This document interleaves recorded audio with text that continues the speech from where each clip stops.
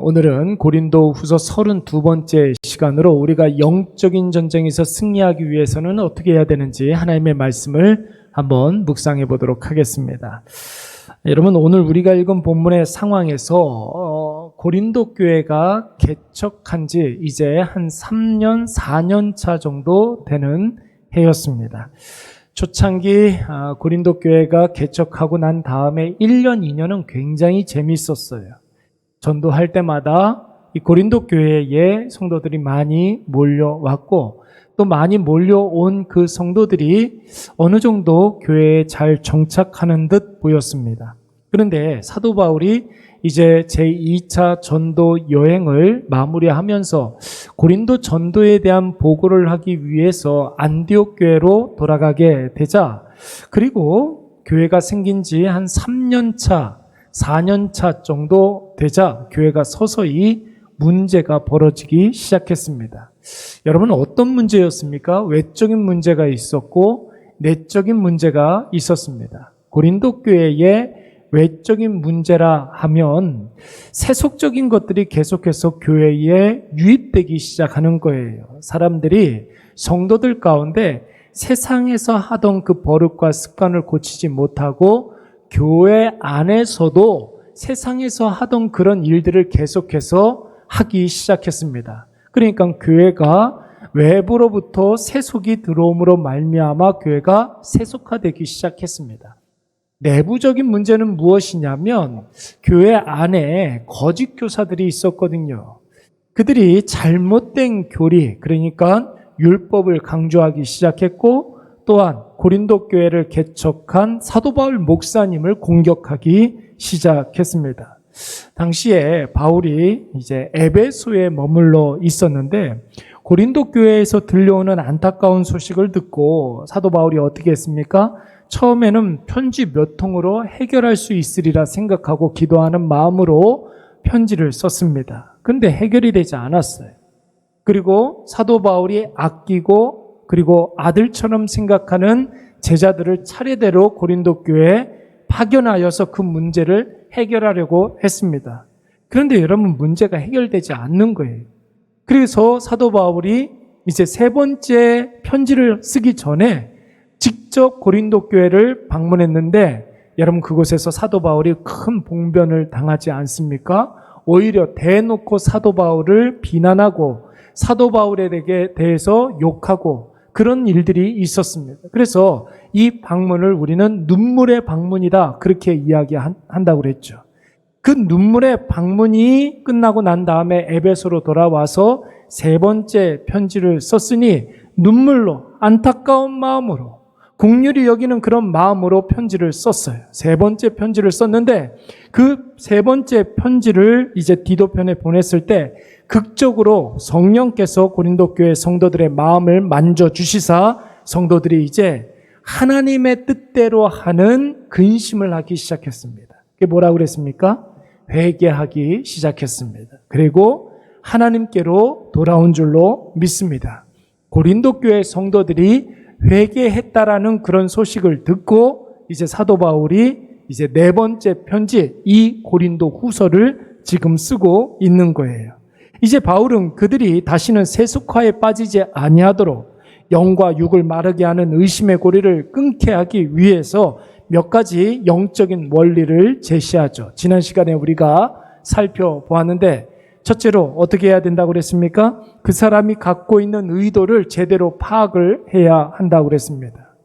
여러분, 그 사람의 마음의 본심을 높이 사줘야 한다고 그랬고, 두 번째는 그 사람의 그 의도를 믿어주고 그의 미래를 기대해 줘야 한다고 했습니다.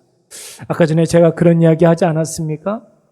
무더위 가운데 참 고생 많이 해야 할 그런 사람들, 다 누구나 다 고생하기는 하지만 여러분, 우리 청년들도 이렇게 가만히 이렇게 보면은 여러 가지로 고생을 많이 하고 있습니다. 여러분, 청년들을 위해서도 기도를 많이 해줘야 되는데 우리 교회도 벌써 청년들이 꽤 많아지지 않았습니까?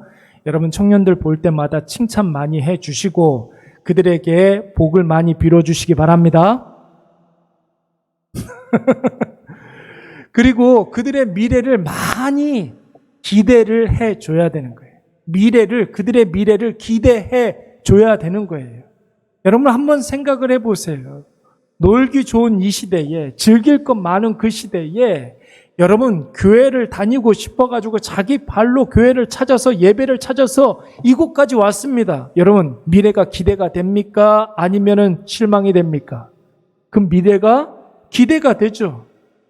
그 청년들의 미래를 하나님께서 열어주실 줄로 믿습니다. 그거를 느끼기만 하지 말고 그 미래에 대해서 축복하는 마음으로 우리 사랑하는 청년들 볼 때마다 칭찬 많이 해주고 그 미래를 축복해 줄 수 있어야 됩니다. 그러면 그 미래에 그들이 받게 될 그 복이 우리의 복이 되는 줄로 믿습니다. 그렇죠. 그래서 축복은 여러분 심는 거예요. 축복은 심는 거예요. 그 사람이 그 복을 다 온전히 누리는 것이 아니라 축복해 주는 사람도 같이 누리게 되는 줄로 믿습니다. 그래서 우리 사랑하는 청년들의 미래를 기대해 줘야 합니다. 그러기 위해서는 여러분 세 번째 뭐가 있어야 됩니까? 지금 같이 준비를 해 줘야 되는 것이죠. 우리가 청년들의 미래를 위해서 준비해 줘야 될 게 뭐가 있어요? 용돈을 줄 수 있어서 용돈을 뭐 몇십만 원씩 이렇게 주겠습니까? 아니면 취업을 알선해 주겠습니까? 어떻게 해 줄 수 있겠습니까, 우리가? 예, 여러분 그렇습니다. 기도해 줘야 되는 거죠. 여러분, 저한테 오세요. 우리 교회 청년들 명단 좀 주십시오. 이렇게 그러면 제가 청년들 명단을 쭉 이렇게 줄게요. 그러면 그거 놓고서 이름 불러가면서 기도해 주시기 바랍니다. 그러면 그 축복이, 그 복이 다 고스란히 우리도 함께 누리게 되는 것이죠. 오늘부터는 고린도후서 후반부의 말씀이에요. 여러분 고린도후서는 세 단락으로 나눠볼 수가 있어요. 고린도후서 1장 12절부터 7장 16절까지 1장부터 7장까지는 전반부 부분이에요. 그리고 8장부터 9장 8장 9장은 연보에 대한 말씀들을 하게 됩니다. 우리가 지난주까지 살펴보았는데 10장부터 나머지 13장까지는 마지막 부분입니다. 여러분 첫 번째 부분과 두 번째 부분은 이제 막 고린도 교회 성도들이 회개하고 돌아왔기 때문에 너무나 반가운 그런 마음으로 사도 바울이 고린도후서를 쓰는 그 필체가 문체가 굉장히 부드럽고 또한 이 기쁨에 가득 차 있어요. 근데 여러분 10절부터 말씀은 고린도 교회를 향한 사도 바울의 여전히 남아있는 걱정들이 있었거든요. 그 걱정에 대해서 아주 단호한 어조로 이야기하는 모습을 볼 수가 있습니다. 여러분 오늘 본문에 보면은 담대히 이런 단어가 많이 나오거든요. 이 말은 무슨 뜻이냐면 내가 강하게 이야기한다. 강력하게 강조한다. 이런 뜻이 있습니다. 여러분 사도 바울이 강경한 대응을 취하려고 했던 것이 무엇입니까? 여전히 사도 바울이 고린도 교회에 걱정되는 부분이 무엇이 있었겠습니까? 여전히 고린도 교회에 사도 바울을 비난하고 바울에 대해서 깎아내렸던 사람들이 여전히 있었기 때문에 그런 거예요. 그들에 대해서는 단호하게 대처하겠다라는 것이죠.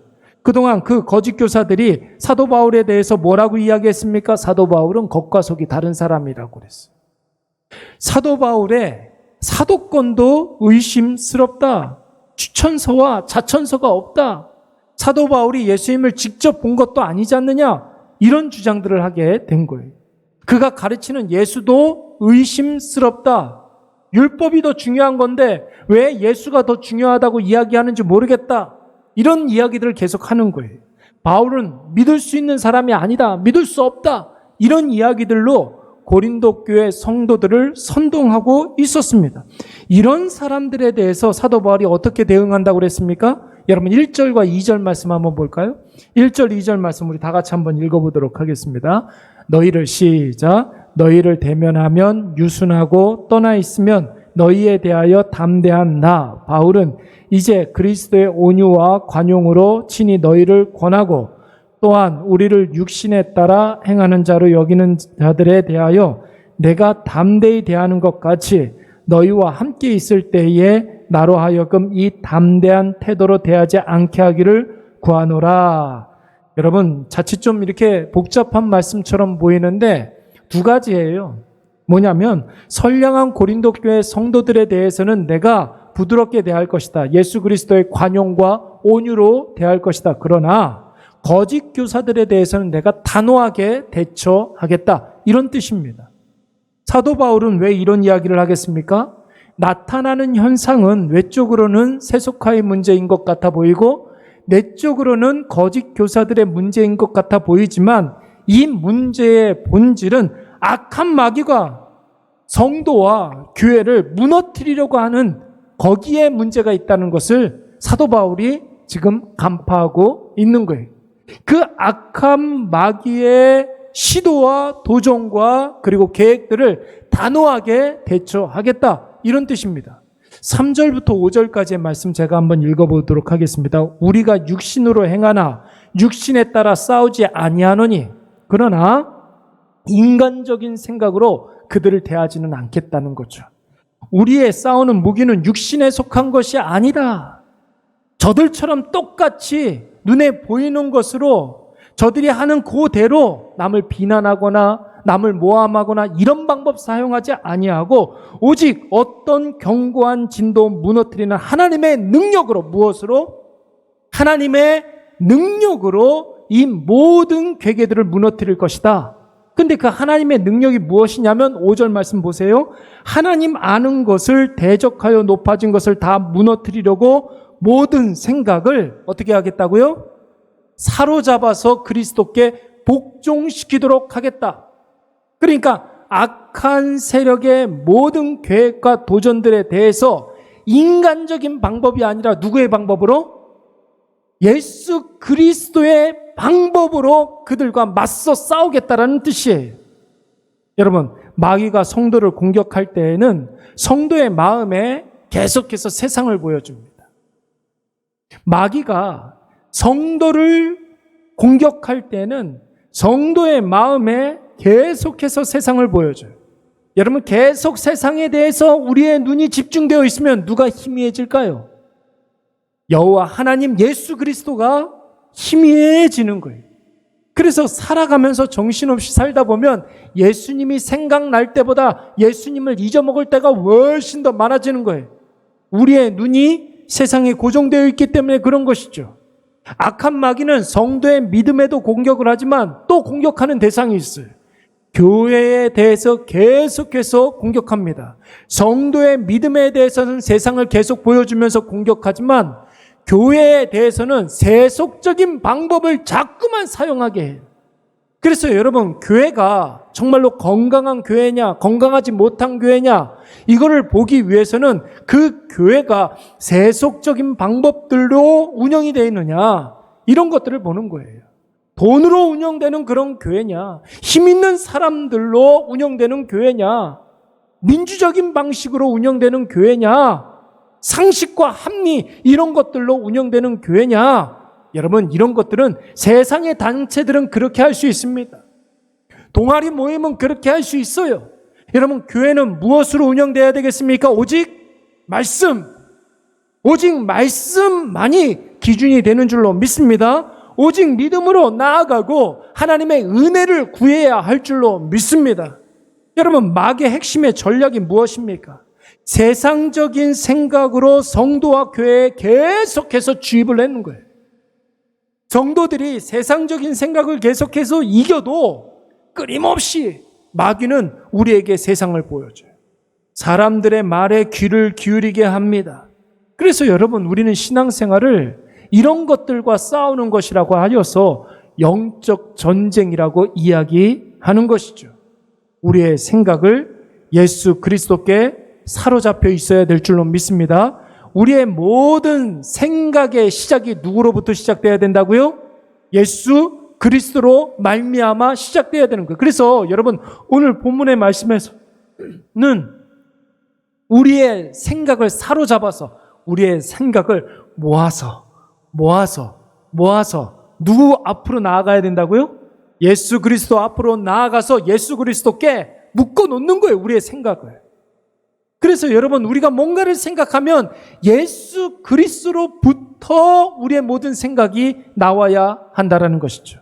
그래서 여러분, 4절 말씀에 보면 하나님의 능력, 뭐라고 했습니까? 5절 말씀에는 하나님의 능력이 5절에서는 모든 생각을 사로잡아서 그리스도에게 복종하게 하니.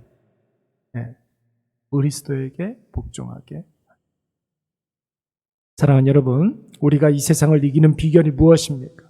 나의 모든 생각을 고삐 풀린 망아지처럼 그냥 냅두면 안 돼요.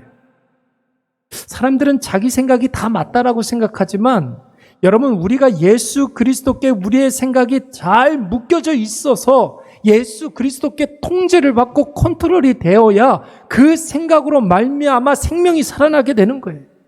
예수 그리스도께 묶어놔야 돼. 그래서 여러분, 제가 여러분들에게 늘 강조하는 것 있잖아요. 예수님 생각 많이 하고, 예수님 생각으로 결정하고 선택하고 살아가고, 예수님 생각 많이 나게 하는 사람이 되자.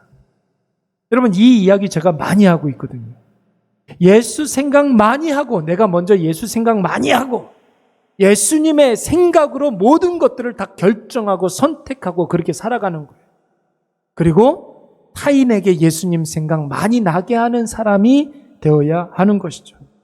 예수님과 제자들의 마지막 만찬 자리에서 성경 분명히 이렇게 이야기합니다. 여러분, 요한복음 12장 2절 말씀에 보면은 예수님과 제자들이 마지막 만찬을 나누고 있는 그런 자리에서 예수님의 마음이 어떻다고 그랬습니까? 당신이 돌아가실 때가 가까이 왔다라는 사실을 알고 세상에 있는 자기 사람들을 사랑하시되 끝까지 사랑해 주셨다고 그랬습니다. 그들을 긍휼히 여겨 주신 거예요. 불쌍히 여겨 주신 거예요. 이게 예수님의 생각이에요. 그런데 여러분, 마귀는 가룟 유다에게 어떻게 했다고요? 가룟 유다에게 어떻게 했다고 그랬습니까? 그 마음에 예수를 팔려고 하는 무엇을? 생각을 계속해서 주입해 줬다는 거예요. 여러분, 계속해서 악한 사단 마귀는 우리의 마음속에 세상적인 그런 생각들을 계속 주입해 놓는 거예요. 예수님이 돌아가실 때가 이른 줄 알고 세상에 남겨질 예수님의 사람들을 사랑하시되 끝까지 사랑하시 주셨는데 가룟 유다는 예수님 팔 생각을 하고 있었다는 거죠. 여러분, 마귀는 우리 생각을 선점하려고 해요. 선점이 뭡니까? 먼저 차지하려고 그래요. 우리의 마음의 방을 먼저 차지하려고 그래요. 그래서 여러분, 우리가 눈과 귀를 조심해야 돼요. 제가 아주 즐겨 사용하는 그런 표현이 있는데, 우리의 눈을 복된 눈이 되게 해 주시옵소서. 우리의 귀를 복된 귀가 되게 해 주시옵소서. 여러분, 복된 눈이라는 것은 뭘 말하는 것입니까? 보지 말아야 될 것들은 안 보여요. 이상하게 보지 말아야 될 것들이 안 보여요. 그런데 봐야 할 것들에 대해서 보이는 그 눈이 바로 복된 눈인 줄로 믿습니다. 봐야 할 것은 무엇입니까? 하나님의 놀라운 역사가 보여야 한다는 것이죠. 지난주에 참 재밌는 일이 있었어요. 예수는 안 믿어요. 교회는 안 다녀요. 전에 한번 이순애 권사님께서 데리고 왔던 어떤 청년이 있었는데 저하고 좀 이렇게 잠깐 이야기를 나눴어요. 그리고 전화번호를 이렇게 교환을 했어요. 그리고 난 이후에 계속해서 이틀에 한 번씩 꼭 문자를 하고 상담을 하고 대화를 하고 그래요. 그때 이후로 얼굴은 한 번도 본 적이 없어요. 근데 계속 연락은 했어요. 그리고 자기가 고민이 있고 힘든 일이 있고 그러면 꼭 저한테 이야기를 해서 상담을 받고 그래요. 제 마음에 이야기도 해주고 상담도 해주고 좋은 말도 해주고 기도도 해주고 그렇게 하는데 아이고 얼굴 좀 한번 봤으면 좋겠다. 제 마음에 그런 생각을 갖고 있었어요. 그래서 어저께 저희 아내하고 같이 자주 가는 국밥집에 가가지고 밥을 먹고 있는데 어떤 아가씨가 이렇게 쑥 들어오더라고요. 그래서 저희 아내하고 대화하면서 이렇게 밥을 먹고 있는데 자꾸 옆에서 희죽희죽 웃기도 하고 아는 척하고 싶은데 주저주저 하는 것 같기도 하고 그래서 제가 이렇게 쳐다보니까 그 자매인 거예요. 그 자매인 거예요. 방금 몇 시간 전까지만 해도 카톡 나눴던 그 자매가 그 옆에 와 있는데 그걸 몰랐어요, 제가. 그 자매 얼굴을 한번 봤으면 좋겠다 생각을 했는데 하나님께서 보여주실 줄로 믿습니다. 제 눈이 복된 눈이죠. 봐야 할 것들을 보게 했어요. 그 자매에 대한 간절한 마음이 생기더라고요. 간절한 마음이 생기더라고요. 사실은 그 자매가 먼저 저를 알아봤어요. 그 자매 눈이 더 복된 눈인 것 같아요.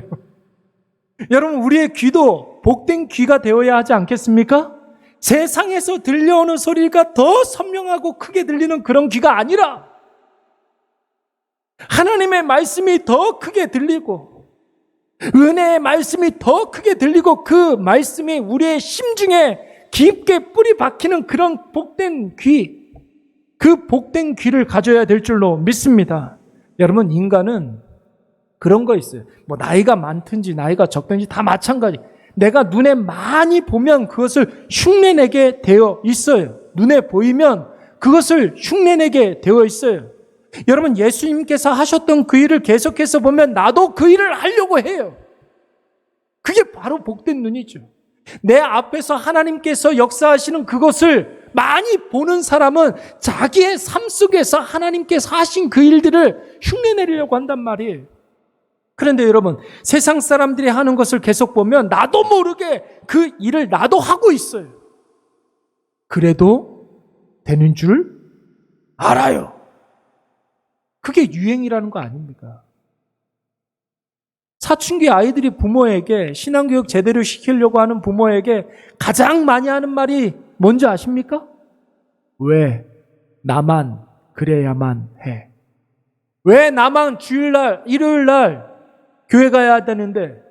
왜 나만 밥 먹기 전에 기도해야 되는데? 왜 나만 공부할 것도 많은데 성경책 읽어야 되는데? 왜 나만 헌금해야 되는데? 왜 나만?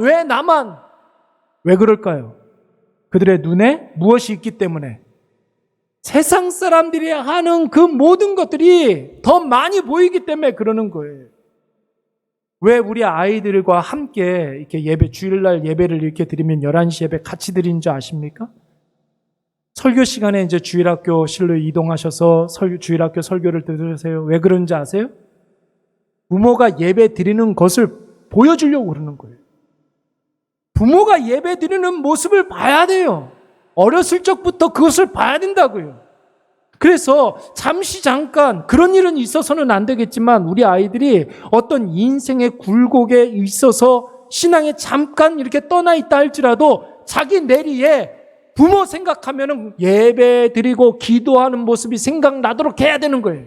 어렸을 적에 내가 외웠던 것들은 지금도 또렷하게 기억이 나는 것들이 있지 않습니까? 참 희한해요. 어렸을 때 내가 경험했던 것들은 나이가 먹어가면 먹어갈수록 더 선명하게 기억이 많이 남아요. 그렇죠? 그래서 우리 엄마, 우리 아빠 지금 많이 생각나잖아요. 그런 거 있어요. 그러니까 우리 아이들에게 어렸을 적에 엄마, 아빠가 예배 드리는 모습을 먼저 보여주는 거예요. 그러려고 그러는 거예요. 사람들은 어떤 결정을 내릴 때 그런 얘기 많이 해요. 뭐 해보고 결정하겠습니다? 앞에 보세요. 생각해보고 결정하겠습니다. 그런 이야기 많이 해요. 그렇게 사람들이 자기의 생각과 자기의 감정을 그렇게 많이 신뢰하는 거예요.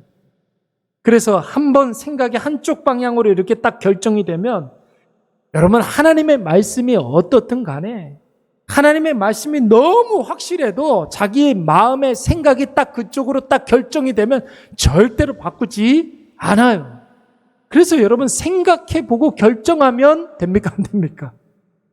생각해보고 결정하면 여러분 진짜 악수를 두는 거예요. 바둑 용어 중에 그거 있잖아요. 장고 끝에 악수다. 그런 말 있잖아요. 오래 생각하면 최악의 수를 두게 되는 것이죠. 여러분, 결정은 어떻게 해야 됩니까? 기도하고 결정해야 될 줄로 믿습니다. 기도는 뭘로 하는 거예요? 예수 그리스도의 이름으로 하는 거잖아요. 예수 그리스도의 이름으로 기도하는 거예요. 그러면 여러분, 우리의 생각은 누구로부터 시작되어야 하겠습니까? 예수 그리스도로 말미암아 우리의 생각이 모두 다 결정이 돼야 되는 거예요. 예수 그리스도의 생각으로 우리가 결정이 되면 여러분, 조금 더 기다려야 돼요. 조금 더 답답할 수 있어요. 예수님의 생각으로 결정을 하면 조금 더 힘들 수는 있어요. 그런데 여러분, 절대로 손해는 안 봐요. 아멘? 절대로 불이익을 보지는 않아요.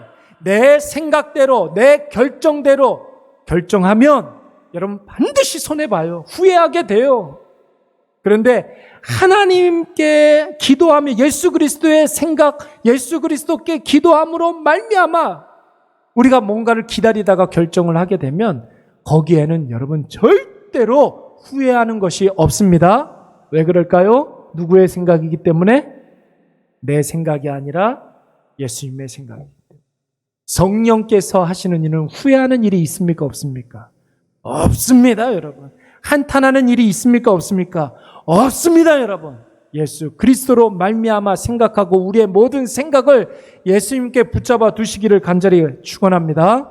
저와 좀 굉장히 친분이 있는 어떤 선교사님이 그런 이야기를 했어요. 아마도 좀 이렇게 친한 사람이기 때문에 좀 그런 좀 푸념을 좀 했던 것 같아요. 젊었을 때 은혜를 많이 받았다는 거예요. 옛날에 그런 거 있었거든요. 저 어렸을 적에 목요 찬양 뭐 이런 게 있었어요. 근데 목요 찬양 이런 데 가면 막 찬양하고 기도하고 막 그러는데 앞에 찬양 인도자들, 그때 그게 좀 유행이었던 것 같아요. 찬양 인도자가 기도하다가 앞으로 나오게 해요, 막. 막 앞으로 나오게 해요. 그리고 앞에 나와가지고 선교사로 쓰임받을 사람 앞으로 나오십시오. 그러면 막 젊은이들이 막 뛰어나와요. 그 막 강대상에 올라와가지고 십자가 붙잡고 막 기도하고 막 그래요. 그때 은혜를 받아가지고 하나님 내가 선교사로 쓰임 받겠습니다 하고 선교사로 이제 쓰임을 받고 있다는 거. 먼 나라 이국 땅 타문화권에 가가지고 선교를 하고 있는데 그때 은혜 받아가지고 고생 직사게 한다는 거예요. 그래서 그 사람 마음속에 그런 마음이 있대요. 은혜 받으면 고생한다. 이런 은혜 받으면 고생한다. 이런 마음이 이렇게 좀 든다라는 거예요. 여러분, 은혜 받으면 뭐라도 해야 할 것 같잖아요. 그렇죠? 더 섬기고 싶은 마음이 생겨요. 더 헌신하고 싶은 그런 마음이 생기고 나 자신을 좀 이렇게 통째로 드리고 싶어 하는 그런 마음이 생깁니다. 그런데 여러분, 이런 생각이 고통이요 고생으로 느껴지는 이유가 뭡니까? 은혜 받고 내가 그런 헌신을 하고 은혜 받고 내가 그런 섬김을 하고 이게 고통으로 느껴지는 이유가 뭐예요? 누구 중심으로 생각했기 때문에, 나 중심적으로 생각했기 때문에 은혜 받으면 고생한다. 이게 나 중심적 해석이에요. 근데 여러분 한번 생각을 해보세요. 예수님 편에서 한번 생각을 해보세요. 예수님이 은혜를 주셨어요. 그리고 이 사람이 예수님이 해야 할 그 일을 그 나라에 가서 그 사람이 감당하고 있단 말이에요. 자, 그러면 예수님께서 기분이 좋겠습니까? 안 좋겠습니까? 예수님이 얼마나 기특하게 생각하겠습니까? 그 사람으로 인해서 예수님께서 영광 받으시는 줄로 믿습니다. 그럼 됐죠. 은혜의 결론이 그렇게 내려지면은 된 거 아닙니까? 그것이 오히려 우리의 기쁨이 되는 것 아니겠습니까? 하나님의 일을 해놓고 아유 내가 꼭 이렇게까지 해야 하나 이런 생각을 하는 것은 여러분 사람 중심의 생각이에요. 세상에서는 당연히 그렇게 생각할 수 있습니다. 그러나 주어진 사역 잘 감당하고 야 예수님께서 얼마나 기뻐하실까? 야 예수님이 얼마나 흐뭇해 하실까? 이런 생각하면 여러분 일해놓고 기쁘고 여러분 땀 흘려놓고 개운해지지 않겠습니까? 그렇지 않겠습니까? 예? 지난주에 우리 소그룹 이렇게 했는데 우리 청년들이 따로 차 가진 청년이랑 같이 이렇게 해가지고 어디 이렇게 갔다 왔나 봐요. 어디 갔다 왔다고요? 네, 무슨 어려운 이름의 카페를 갔다 왔대요. 근데 한번 상상을 해보세요. 몇 명 갔어요? 네, 4명 갔어요. 상상을 한번 해보세요. 청년들이 이렇게 모여가지고 오순도순 이야기를 나누고 맛있는 거 먹으면서 교제하고 친교하고 그거 한번 상상해 보세요. 여러분 기분이 어떻습니까? 누구의 이름으로? 예수 그리스도의 이름으로 그 일들, 그런 교제들을 나누고 있다고 생각을 해보세요. 기분 좋죠? 저는 기분이 너무 좋더라고요. 일회교회 이름으로 모여가지고 일회교회 청년들이 모여서 같이 식사를 나누고 커피를 마시고 같이 대화를 나누고 친교를 나누고 여러분 일상적인 그런 일들인 것 같습니까? 저는 기적처럼 느껴져요. 저는 정말로 기적처럼 느껴져요. 한 번도 제가 상상해 본 적이 없었던 그 일들이 지난주에 일어나는 거예요. 기분이 좋더라고요. 그래서 늘 강조하지만 여러분 늘 우리가 생각해야 될 것도 있어요. 내가 하나님 앞에서 어떤 존재인가? 하나님은 나에게 어떤 분이신가? 그렇다면 지금 나는 무엇을 해야 하는가? 늘 여러분들에게 강조하는 것 아니겠습니까? 이거는요, 여러분, 모든 일에 적용이 되는 거예요. 지금 어떤 문제, 어떤 고민, 어떤 답답함이 있는지는 잘 모르겠지만 오늘 집에 가셔가지고 여러분들 기도하는 그 자리에서 이 세 가지 질문으로 여러분들의 그 문제에 한번 대입을 해보세요. 답이 똑 떨어져요. 방법이 보여요. 길이 보여요. 누구의 길이? 나의 길이 아니라 하나님의 길이 보여요. 나의 방법이 아니라 하나님의 방법이 보입니다. 그래서 우리가 너무나 잘 아는 말씀, 이사야서 55장 8절 말씀에 너의 방법과 나의 방법은 틀리다는 것 아닙니까? 너의 길과 나의 길이 다르다는 것 아닙니까? 내 길은 너희의 길보다 한참 차원이 높다라는 것 아니에요. 절대로 후회함이 없고 여러분 절대로 손해보는 일이 없다라는 거예요. 사랑하는 여러분, 감정은 이랬다 저랬다 해요. 그래서 기분 가지고 신앙생활하면 크게 실수하게 됩니다. 우리 생각을 예수 그리스도께 묶어두시기 바랍니다. 그래야 시시각각으로 변하는 나의 상황, 처지, 현실, 환경 변함없이 승리할 수가 있는 거예요. 내 생각과 의지가 예수 그리스도께 사로잡혀 있으면 주어진 그 상황에서 내가 살아가는 것이 아니라 예수 그리스도가 내 삶 속에서 살아 역사하시면서 일하시는 줄로 믿습니다. 여러분 보세요. 내 삶에서 내가 살아가는 것이 아니라 예수 그리스도께서 역사하신다, 일하신다. 여러분 얼마나 감격스러운 일이겠습니까? 그래서 여러분 가나안 땅을 앞두고 있는 이스라엘 백성들에게 하나님께서 끊임없이 이야기하는 게 무엇입니까? 너희들 싸울 준비 잘해라. 군비를 비축해놔라. 무기를 잘 만들어놔야 돼. 이런 것 이야기하셨습니까? 아니에요, 여러분. 너희는 나만 믿으라는 거예요. 내 뒤를 따라오는 거예요. 내가 앞서 행할 것이라고 이야기하는 거예요.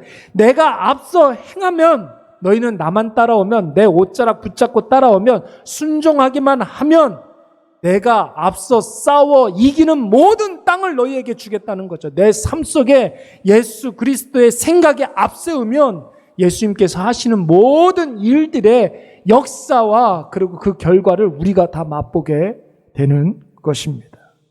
여러분, 오늘 이것을 꼭 기억하시기 바랍니다. 그래서 내 생각들을 다 모아서 예수 그리스도께 묶어두시기 바랍니다. 그리고 우리의 모든 생각을 예수 그리스도로부터 시작하여서 그 예수 그리스도께서 일하시는 그 모든 일들을 우리가 목도하면서 예수님 주시는 그 은혜를 맛보아 하시는 저와 여러분이 되시기를 간절히 축원합니다.